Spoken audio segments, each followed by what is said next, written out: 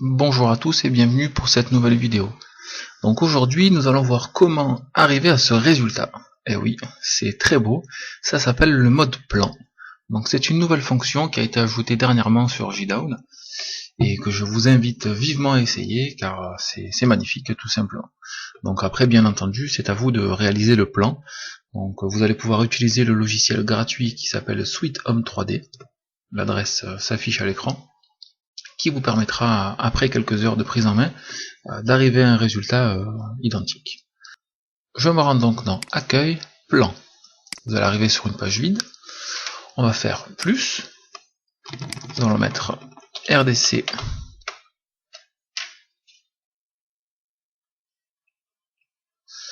Ensuite, on passe sur la droite en mode édition. On revient sur la gauche la petite roue crantée, enfin du moins l'engrenage. Donc nous allons choisir un fichier.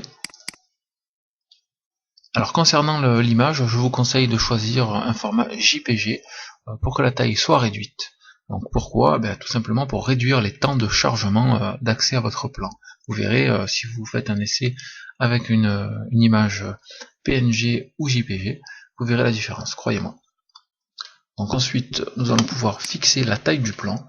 Si vous souhaitez utiliser ce plan sur une tablette, mettez un ratio, une taille inférieure à la résolution de votre tablette, de quelques pixels seulement.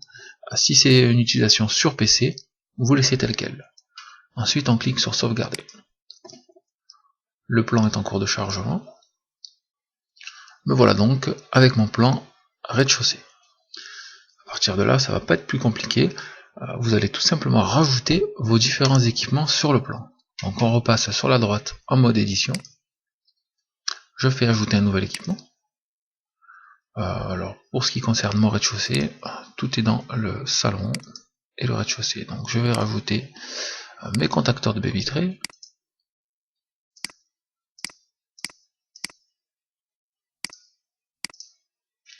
mes luminaires,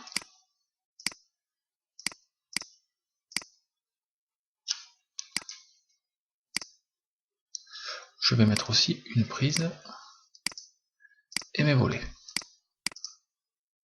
Donc à partir de là, je positionne mes différents éléments. Donc il suffit tout simplement de rester appuyé dessus.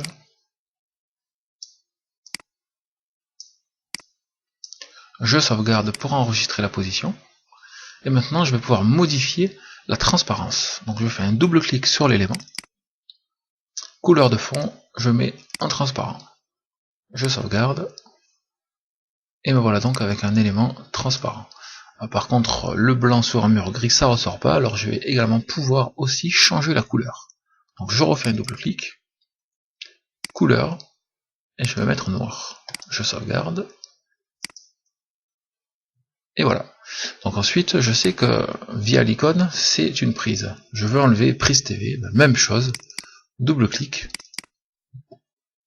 et je coche ne pas afficher le nom de l'équipement. Je sauvegarde.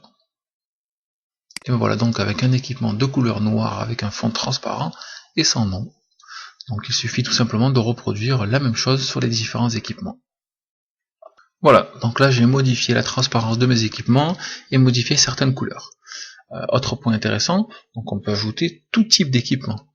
Donc je veux rajouter l'affichage d'une caméra, même chose, ajouter équipement, je me rends sur terrain, je prends caméra cabanon, je valide, et me voilà avec l'affichage de ma caméra.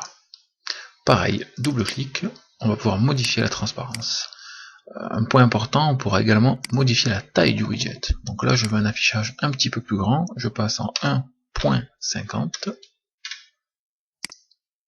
et je sauvegarde. Me voilà donc avec une caméra, avec l'affichage d'une caméra sur mon plan. Par contre on va mettre en couleur noire le texte, ça fera un petit peu plus joli.